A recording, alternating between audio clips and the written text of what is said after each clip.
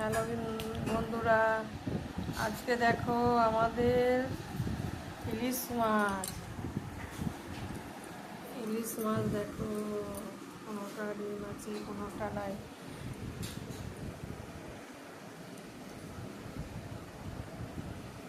ইলিশ মাছের ঝোল বেগুন দিয়ে বন্ধুরা হবে মইটা। ইলিশ মাছের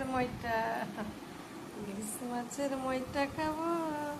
কাতলা মাছের দেখো ডিম ময়লা আমাদের দাদাভাই এনেছে মাছটা।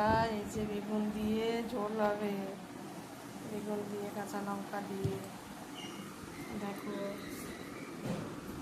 আর এইগুলো সব এই যে সবজি বাজার।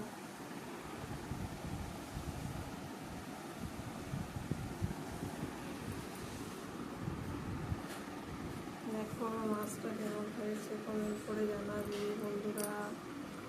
মাছটা কমেন্ট করে জানাবে। এই যে লুলিটা ফেলে দিতে।